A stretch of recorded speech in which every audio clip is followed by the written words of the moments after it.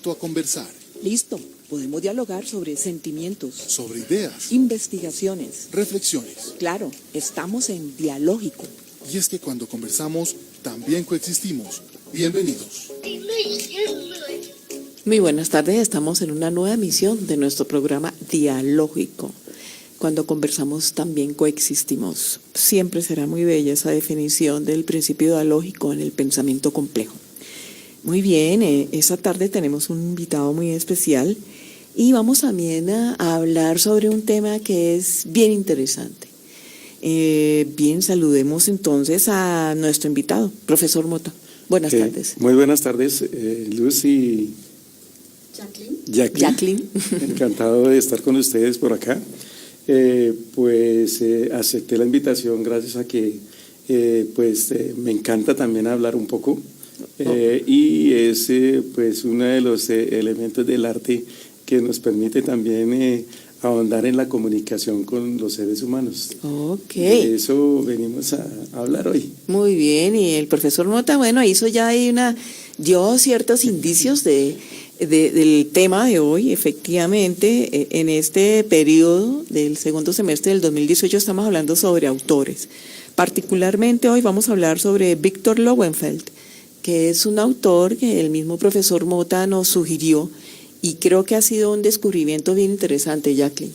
Sí, señora, nos ha estado trabajando autores que no solamente van en el campo de la psicología, sino que amplían su rango a otras esferas, y es muy interesante cómo se complementan y cómo aportan, ¿no?, el uno a la otra. Sí, y efectivamente vamos a mirar, digamos que hay que recordar que este programa es patrocinado por la Facultad de Ciencias Humanas y Sociales de la Fundación Universitaria Los Libertadores.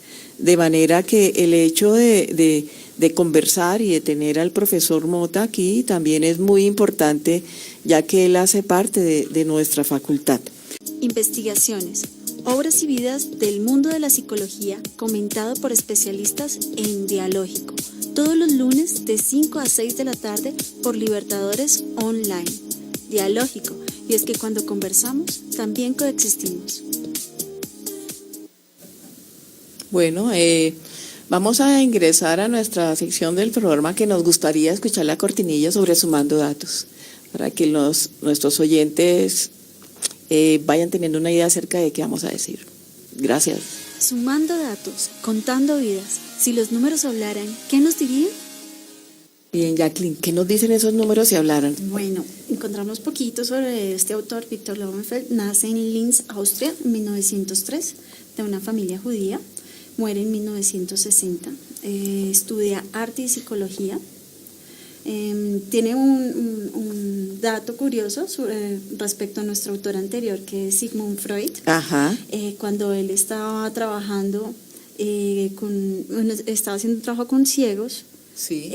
escribió un artículo que Freud lee y le causó mucha curiosidad y va a visitarlo, y de ahí, de esa conversación, crece el interés de Lowenfeld en profundizar más en la parte terapéutica. Ok, profesor Mota. Sí, de hecho el arte es una de las ciencias también importantísimas, que tiene que ver mucho con la psicología y con la psiquiatría y con cada una de las diferentes disciplinas que tienen que ver con la medicina. Sí, medicina sí. Que tiene que ver con la mente y también con la psiquiatría, digámoslo, ¿no? Puesto que también el arte se convierte en el siglo XX en algo terapéutico también, ¿no? Okay. Aparecen nuevas arteterapia, musicoterapia, algunas áreas como esta, ¿no? A partir de todos los estudios. Profesor, vamos a hacer una cosa, y es la siguiente, que generalmente esta pregunta siempre se la hacemos a nuestros invitados. ¿Quién es el profesor Mota? Bueno, el profesor Mota, Gustavo Mota Rodríguez, licenciado en Pedagogía Musical de la Universidad Pedagógica de aquí de Bogotá. Uh-huh. Hizo sus estudios en en un máster en musicoterapia en España, en Madrid, Sí. y se doctoró en didáctica de las ciencias sociales, también con una línea en historia del arte en Madrid, España, en la Universidad Complutense. Ok, muy bien, muchísimas gracias. Ahora, profesor Mota, ¿cómo es que usted llegó a interesarse por este autor Víctor Lowenfeld, tanto que incluso nos lo propone a nosotros en ese proyecto que tenemos de ir instaurando los libros canon? ¿Qué le llevó a escogerlo? Bueno, a mí Víctor Lowenfeld siempre me ha dado muchos fundamentos frente a la necesidad grande de una muy buena educación para desarrollar la creatividad y la sensibilidad de los niños. En el ámbito educativo y en el ámbito inclusive familiar, terapéuticamente hablando, pues es un autor que tiene unos fundamentos supremamente profundos y que por la relación que también tiene con la psicología, pues nos permite dar una visión muy clara y muy precisa, ¿no?, frente a este tema. Ok, Jacqueline, ¿algún otro dato que haya conseguido sobre...? Claro que sí. Ok. Bueno, él, como muchos de nuestros autores, tuvo que salir de su país de origen por la Segunda Guerra Mundial. Sale hasta Inglaterra y de Inglaterra viaja a Estados Unidos, donde conoce a Víctor D'Amico, que es el director de educación del Museo de Arte Moderno de Nueva York, Sí. en donde pues le da un espacio muy amplio para seguir profundizando en toda esta temática que le interesaba. En 1945 se convierte en presidente de Educación Artística en la Universidad Estatal de Pensilvania. En 1947 publica su libro donde desarrolla toda su teoría, que es Creatividad y Evolución Mental, Crecimiento Mental, lo estoy traduciendo, Creativity Mental Growth, que se convirtió en el libro más influente en la educación artística durante la última mitad del siglo XX. Sí, precisamente es ese libro el que usted nos propone, profesor. Sí, él propone básicamente dos textos que yo menciono allí, ¿no? Sí. Que es El niño y su arte, Sí. y el de la capacidad creadora también, de la capacidad creadora y artística también, ¿no? Sí, ok. Y el Creative and Mental Growth, Sí. que es el primer libro que él escribe allí. Sí, según tengo entendido, lo publicó en 1947. 1940. Y todavía sigue siendo pues un hito clave en ese tipo de estudios y de profundizaciones con respecto a la relación entre psicología, arte y educación. Casualmente, por él haber estado en los Estados Unidos, Sí. en la Universidad de Pensilvania, estructura la educación artística allí en Norteamérica, ¿no? Sí. Da unas bases muy claras y muy definidas, ¿no? Oh. Creo que ya que tiene un buen recorrido frente a lo del autor. Sí. No sé, Jacqueline, si tiene otra información acerca de datos, fechas. De datos, fechas así exactamente no, pues ahí desarrolla su teoría sobre la etapa, la evolución del niño. Ok, de eso hablamos ahora en nuestros siguientes mensajes. Después de nuestros siguientes mensajes institucionales, entonces vamos a pasar a ese tema en el que nosotros seguimos pensando y reflexionando sobre Víctor Lowenfeld. Bien. Profesor Mota, vamos entonces a conversar en esta parte de nuestra sección del programa y por favor cuéntenos de ese primer libro que usted mencionó del niño y su arte. Bueno, Víctor Lowenfeld realmente escribe este libro del niño y su arte mediante una serie de conferencias que él comenzó a dictar de costa a costa en los Estados Unidos, ¿no? Sí. Y él allí en su libro hace una profundización muy grande frente a la expresión creadora, a cómo el niño va formando su expresión creadora. Busca un papel importante y se apoya mucho en la familia, en los padres de familia, ¿no? Sí, desde su punto de vista, ese libro iba dirigido a qué tipo de público. Básicamente el libro lo comienza a armar a partir de una serie de cuestionamientos que los padres en las conferencias iban haciendo. Ok.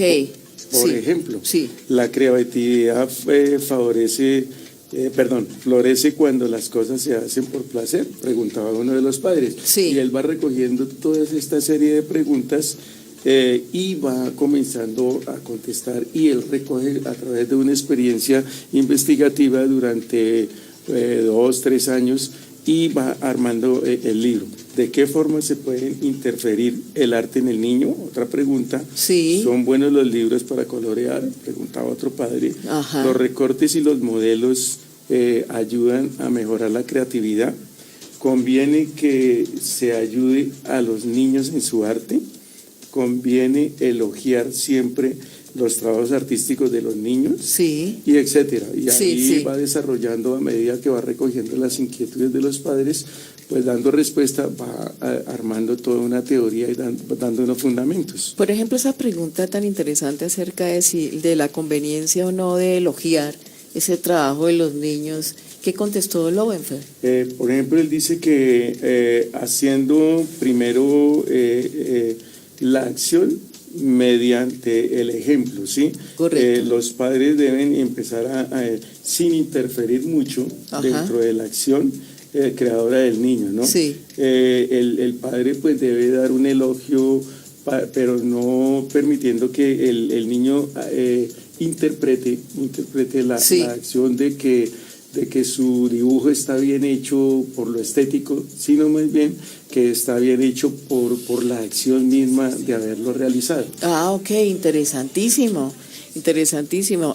Jacqueline, ¿qué opina? Pues yo precisamente tengo una niña de 3 añitos y medio y estábamos ayer en esa actividad de colorear y sacó un librito que tenía desde hace rato ya guardado, no le he buscado, Sí. interesado mucho de colorear y empezó a colorear muy relajada, y abajo hay otras partes donde le empiezan a dar cómo se hace la A con las líneas así punteadas, y pues yo intenté y después me quedé pensando, le estoy frenando, le estoy limitando al decirle tienes que hacer así, no dejarla a ella. Están utilizando allí, por la experiencia que nos cuenta Jacqueline con su hija, utilizar como esa capacidad creadora para el aprendizaje. Y de 3 años, digamos, después hablaremos de eso, pero estaríamos más o menos, según lo que dice Lowenfeld, en la etapa del garabateo, si no estoy mal. Ahora bien, sigamos hablando entonces. ¿Qué otra cosa le interesó a usted, profesor Mota, de ese libro? Digamos que cuando uno elogia al niño, perdona que refuerce correcto, un poco sí. el concepto, él decía que había que hacerle como pregunta de dime algo de lo que estás pintando. Ok. ¿Qué comprendes tú de lo que estás pintando? Sí. Al niño, ¿no? Sí. Esa es una de las cosas que son importantes, ¿no? Y lo otro, la actitud que se tenga frente a la pregunta que se esté haciendo al niño, ¿no? Sí, es decir, cuando usted dice esa actitud, ¿qué es lo que sugiere Lowenfeld? ¿Evitar que Cuando el niño merezca realmente el elogio. Ah, ok. ¿Sí? ¿Cómo discrimina uno eso? Ahí sí me deja usted pensando, ¿cómo discrimina en qué o cuando lo haya terminado? Digamos que en el momento del estar entretenido haciéndolo con felicidad. Él siempre coloca un término, es buscar que los niños estén felices haciendo el trabajo. Sí, ok. Ahora bien, cuando nosotros, por ejemplo, le voy a hacer una pregunta ahí sí al profesor Mota, y es que, entonces, ¿qué tendríamos que hacer si el niño hace dibujos en los que no está expresando felicidad, sino otro tipo de emoción? Tal vez ira, tal vez, no sé, enojo, frustración. ¿Usted qué opina? Bueno, para mí es perfectamente válido. Sí. Perfectamente válido porque realmente el niño va a expresar mediante sus garabateos, sus dibujos, llamémoslo sus obras de arte. Correcto, sí. Va a expresar todo tipo de sentimientos, tanto de alegría como de tristeza. Siempre va a tener una forma de expresión, y ese es el medio también, ¿no? Sí. No hay que convertir el arte en un fin, ¿no? Correcto. Sino convertirlo en una manera de expresión, y sobre todo que le permita al niño tener una libertad. Esa libertad, en un comienzo no hay que condicionar absolutamente nada en él.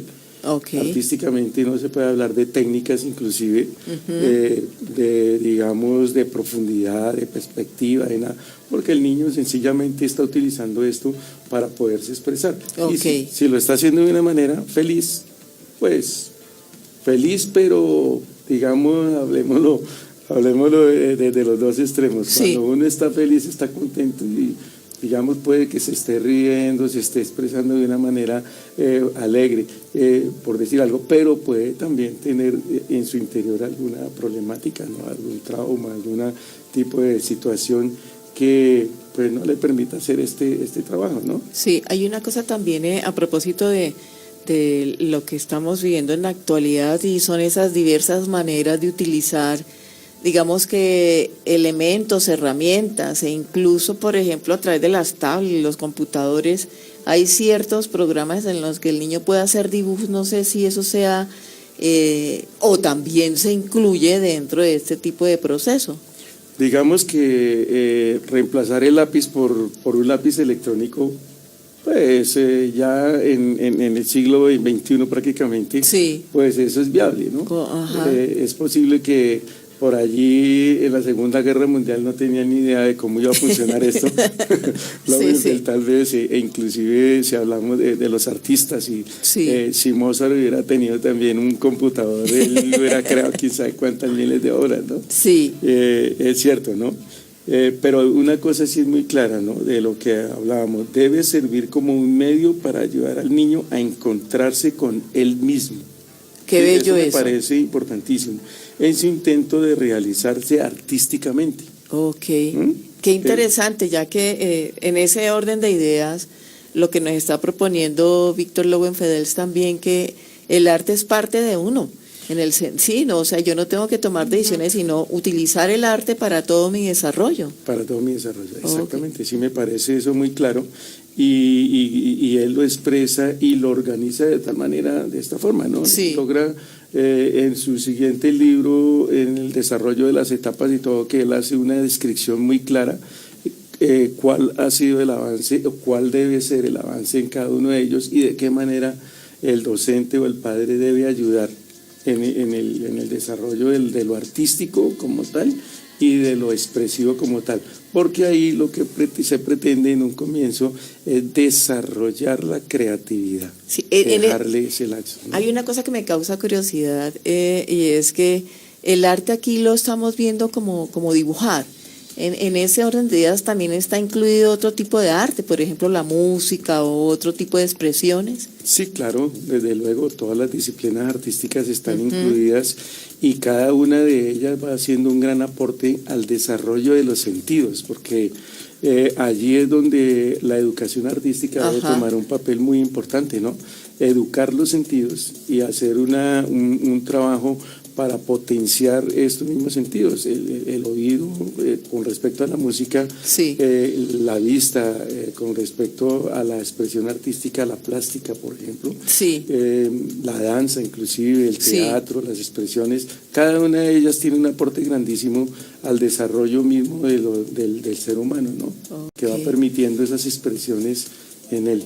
Sí, con esta idea nos vamos entonces a nuestros siguientes mensajes institucionales, para pasar a nuestra sección del programa de cómo vamos comprendiendo y reflexionando en esto. Siguiendo con el libro que estábamos acá analizando con el profesor Mota, hay una cosa, antes de entrar ahí, hay una cosa que me causa mucha curiosidad, y es que Víctor Lowenfels murió joven. Según veo, murió como de 57 años. Usted nos contaba, profesor, que él había tenido muchos quebrantos de salud. Es que precisamente por la época de la Segunda Guerra Mundial, sí. Pues las enfermedades estaban muy latentes por allí, ¿no? Sí. Y pues a ellos la quejaron muchas, y la migración hacia los otros países, estuvo en Inglaterra inclusive, sí. Gran Bretaña, y de ahí emigró hacia los Estados Unidos, pues obviamente en el exilio. Toda esa cantidad de situaciones han hecho que pues, las personas se deterioren un poco más, ¿no? Sí. Han hecho que muchos quebrantos de salud, ¿no? Sí, bueno, y continuando entonces con la obra de este autor tan maravilloso, usted nos quería también compartir otra de las preguntas interesantes que hicieron los padres de familia y que él contestaba. No sé cuál otra pregunta quiera ahí conversar. Digamos que cómo podemos fomentar la actividad artística del niño. Okay. Desde la casa, ¿no? Sí, desde el ámbito familiar. Digamos que la niñez siempre busca ser libre y feliz, ¿no? Sí. Los niños, por ende, son son felices siempre. Ellos deben también tener tienen un sentido de la vida muy propio, Sí. y por la relación que tienen pues afectivamente con sus padres, ¿no? Los padres pues deben buscar primero esas necesidades de los niños y sobre todo buscarle un buen sentido de vida a ellos. Deben Sí. procurarle no darles todas las cosas, porque el mismo Lowenfeld allí en su libro comenta que habla sobre un personaje que tiene María, Sí. en el libro, y le dice que había una niña la cual estaba rodeada de todos los juguetes habidos y por haber. Sí. Pero la niña no sabía qué hacer con tanto juguete. Ok. En el otro caso de un niño que no tenía la necesidad, un pedazo de madera se convertía en un avión, Ajá. en un carro, en cualquier otro tipo, y jugaba como si fuera este objeto. Sí. Y él compara precisamente la felicidad en el uno o la felicidad en el otro, y cuestiona y hace el cuestionamiento. ¿Qué es la felicidad realmente? ¿Es estar feliz, tenerlo todo? Ajá. ¿O procurar darle todo al niño? Sí.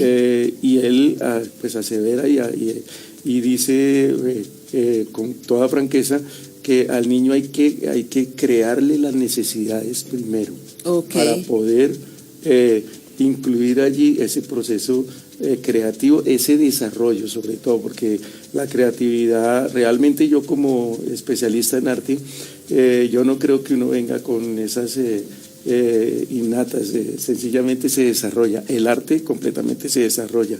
Todas las actividades que tenemos nosotros, las competencias y todo, se desarrollan. Sí. Nosotros venimos a la vida de una manera pues inacabada, ¿no? Como Ok. seres humanos, ¿no? En esa propuesta que usted dice, en la comparación con los dos niños, pareciera como algo así como si Lowenfeld propusiera que demasiadas cosas abrumaran al niño, ¿cierto? Sí, abruma mucho.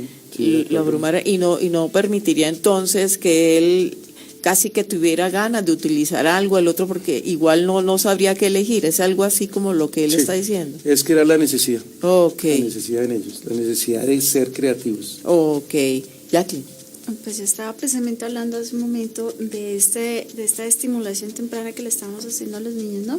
Que es más recurrente, ¿no? Tienes que meterlo pronto al jardín porque la parte social y que aprenda. Cuando entres al colegio te necesitas saber los números, las letras y los colores. Y bueno, estamos hablando de eso, de no forzar, de dejar que aparezca esa necesidad de creatividad.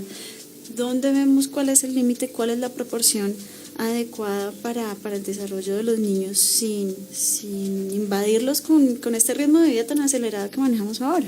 Sí. ¿Usted qué opina, profesor Mora? Bueno, yo creo que el entorno en el cual el niño crece es fundamental, es básico, puesto que tenemos, digamos que el niño crece en un ambiente social, ¿no? Sí, Un ambiente social, y fundamentalmente inicia en su familia, en la casa. sí, Posteriormente va creciendo y entonces ya tiene relación con el barrio, sí, con los sí, vecinos.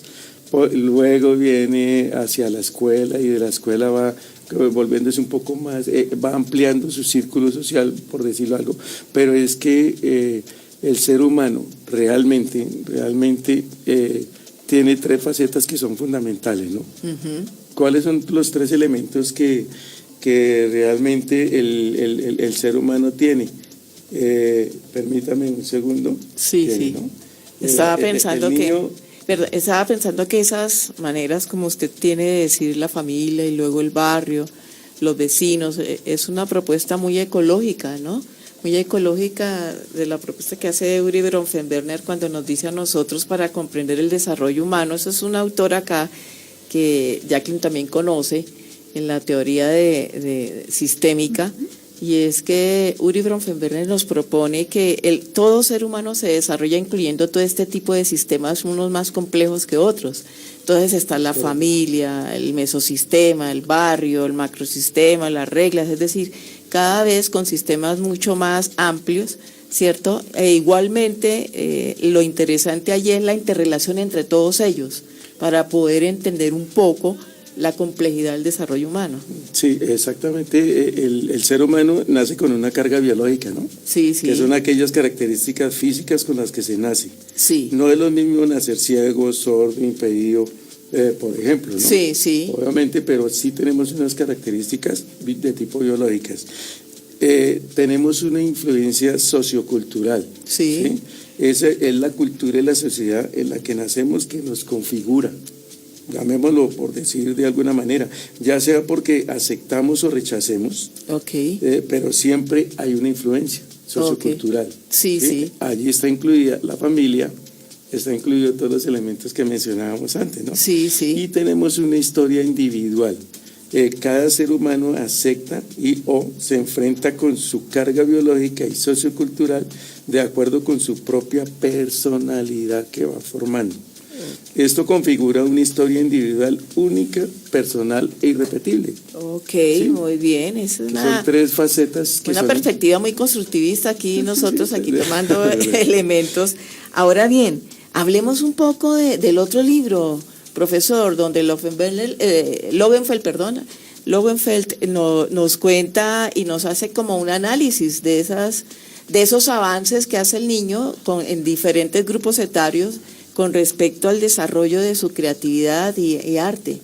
Sí, el libro desarrolla la capacidad intelectual y creativa, sí, que lo escribe con Brittain, otro autor, en 1973. Sí. Pues es un libro que nos habla de la importancia del arte en la educación.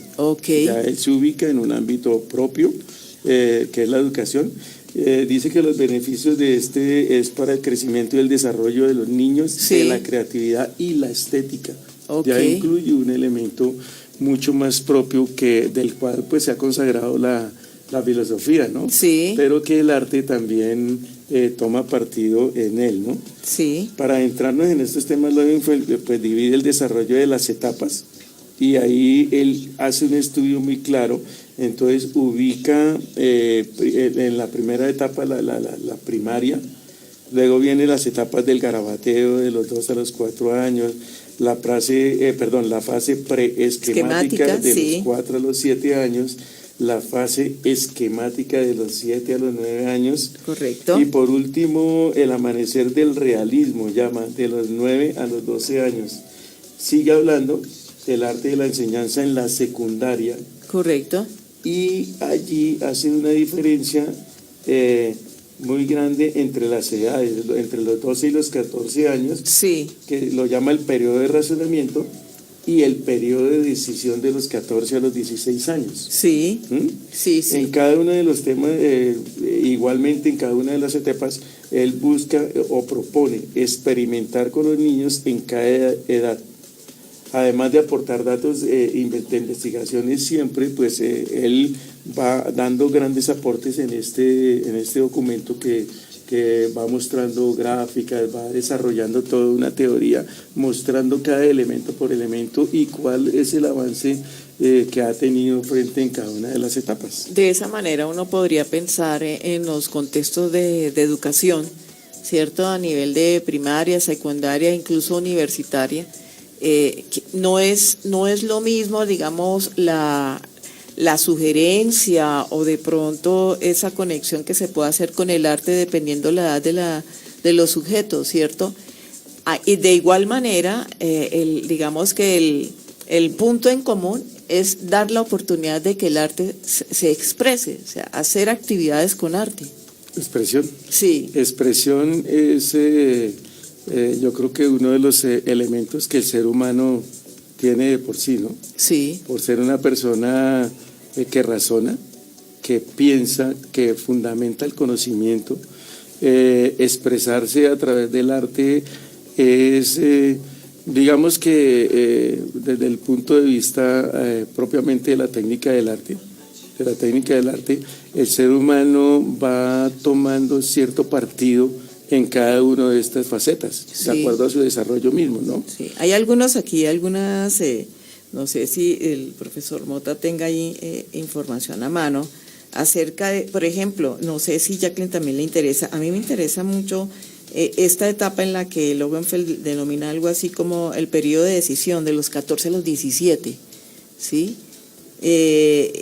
En donde, no sé, ¿qué es lo que está pensando Lowenfeld? Que en ese momento ese sujeto tiene la capacidad de iniciar ese proceso de toma de decisiones, de revisar que, como casi relacionándolo como con su proyecto de vida, qué es el inicio, para dónde irá, o al menos va construyendo ese posible proyecto de vida y que se puede expresar a través del arte. No sé usted qué opine, profesor Mota. Sí, él claramente dice que se encuentra en actitud de decidir cuál entre todas las actividades que conoce elige para centrarse en ella. Ok. Y perfeccionarla. Sí. Sí, el adolescente desde luego está allí, ¿no? Está en ese punto.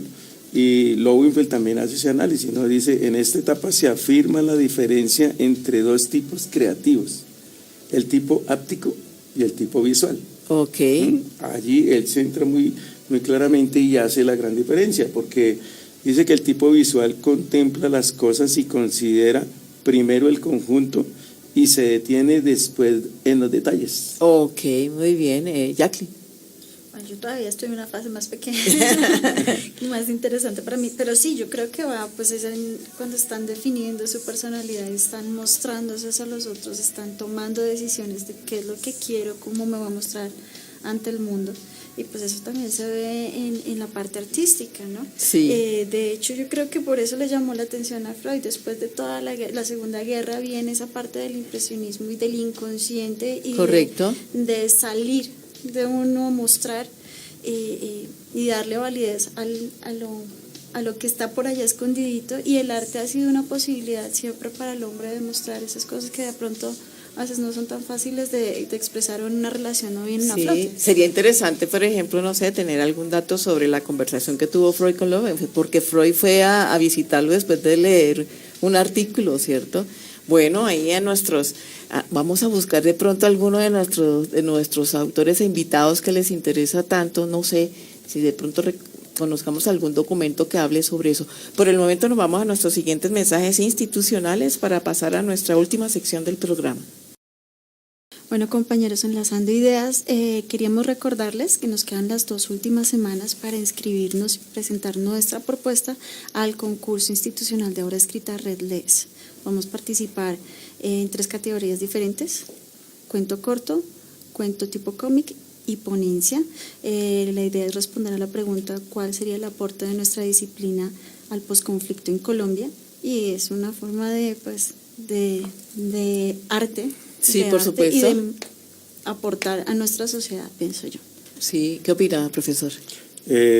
Sí, definitivamente el arte es una forma, una manera de poder llegar e inclusive debemos por obligación formar personas críticas frente a esto, sí. Que las personas puedan también a través del arte hacer una crítica.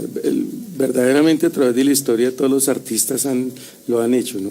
Personas sí. más controvertidas que los artistas, pues son ellos, ¿no? Ellos siempre a través del arte han estado criticando toda la sociedad, criticando todas formas económicas, sociales, políticas.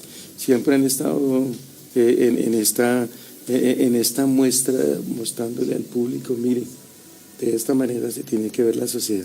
Ok, esto es lo que yo veo, esto es lo que se puede ser. Digamos que hay algunos que hacen propuestas muy fuertes, hay algunos que critican de una manera muy fuerte a través de su arte.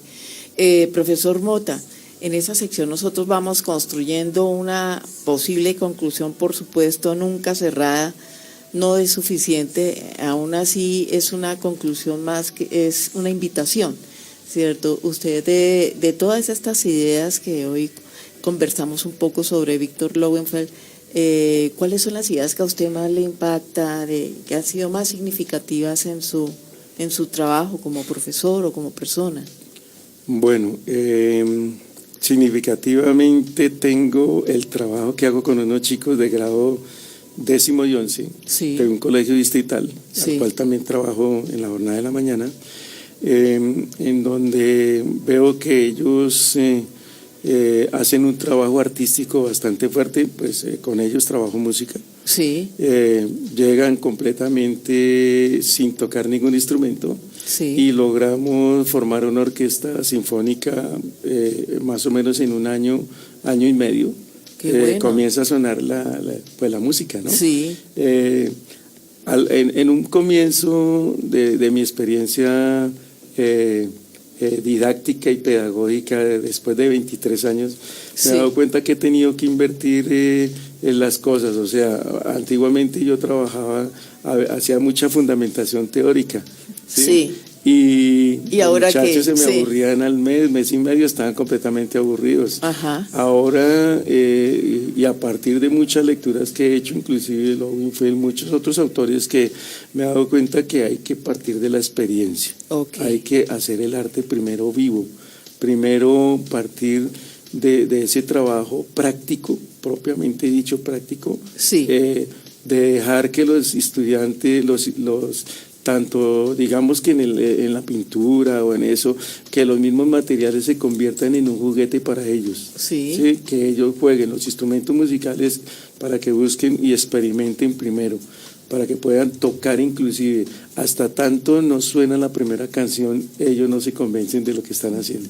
Ok. ¿Sí? Sí. Y una vez suena la primera canción, ahí sí empieza uno a fundamentar Ok. la parte teórica. Es decir, yo lo hago ahora de una forma dinámica dentro de la práctica. Sí. Y la teoría la voy llevando, pero a medida que voy haciendo primero práctico el aprendizaje de los mismos instrumentos. Sí, Jacqueline. Sí, que lo amen para que lo quieran conocer. Sí, claro, muy chévere, Sí, muy... Sí, el arte siempre ha sido algo pues muy especial para el desarrollo humano. Yo, por ejemplo, a nivel nacional he visto también muchas comunidades con problemáticas sociales que a través del arte logran Sí. buscar un sentido de vida, ¿no? Muchos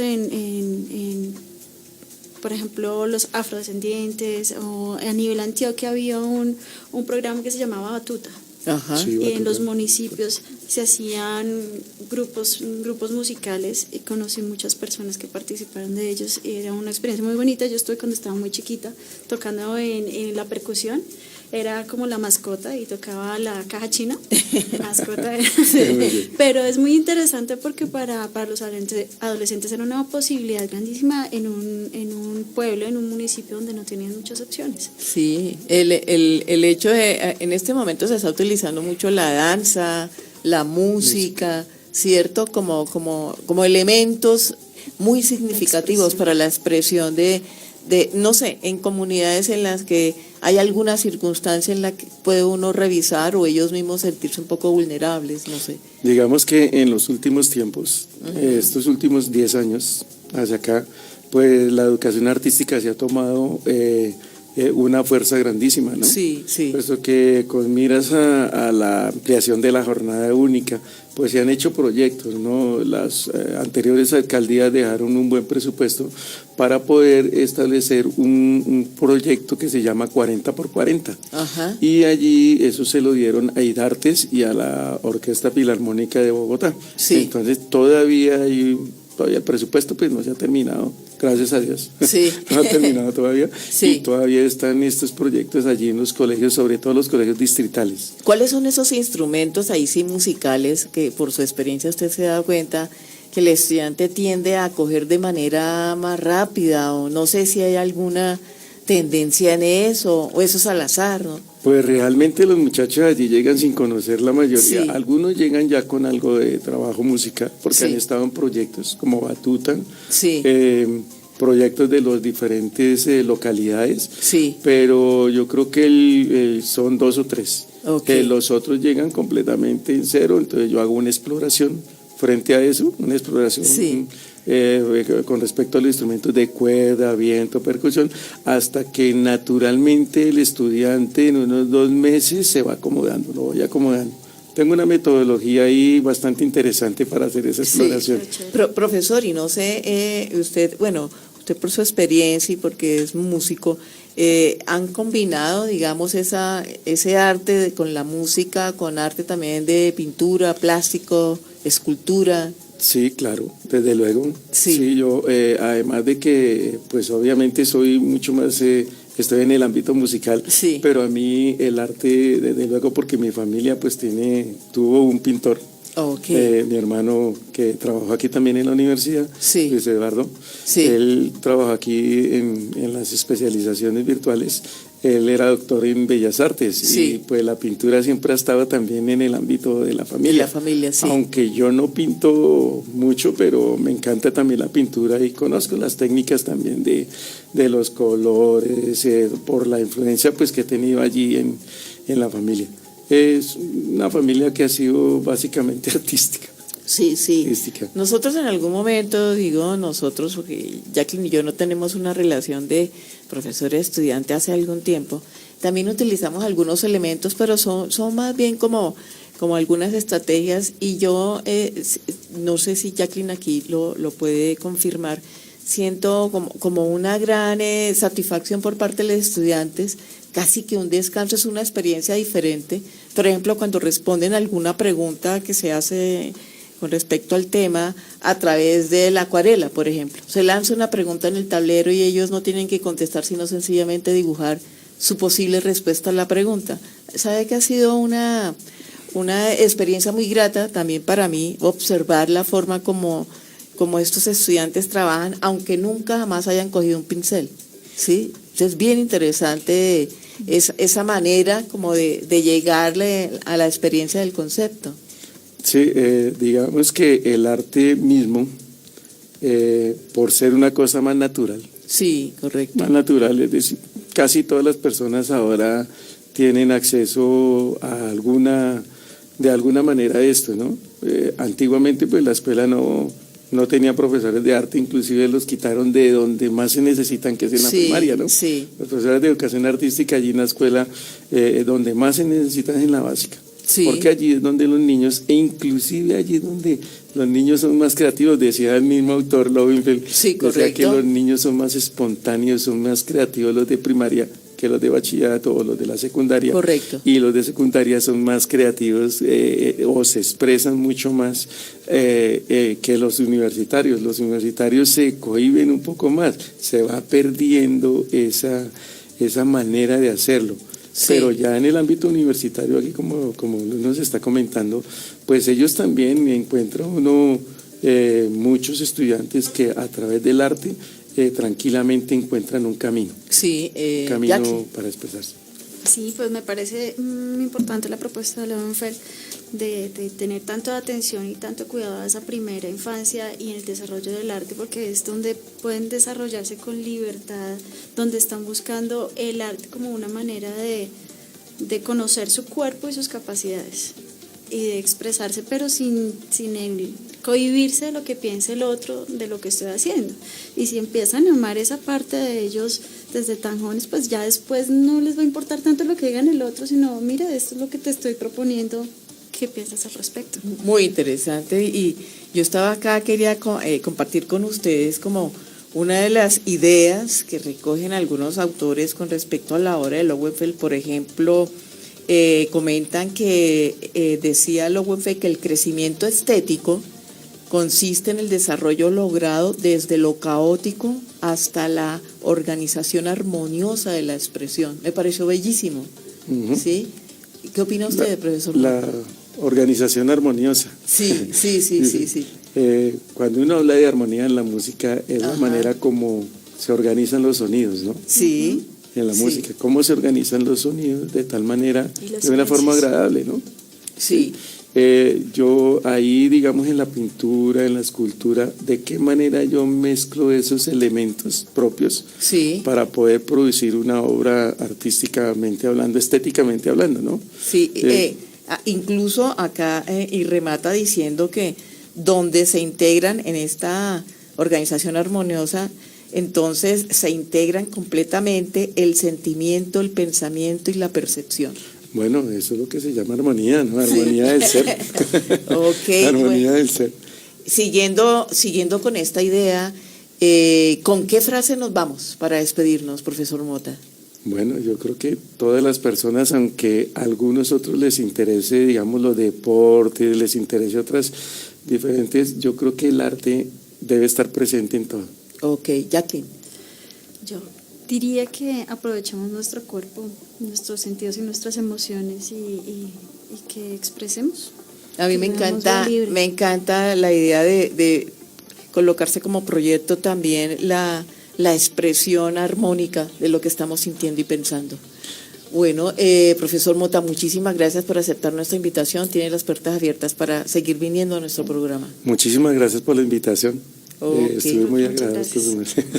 Ok, chao, chao. Hasta luego. Hasta luego.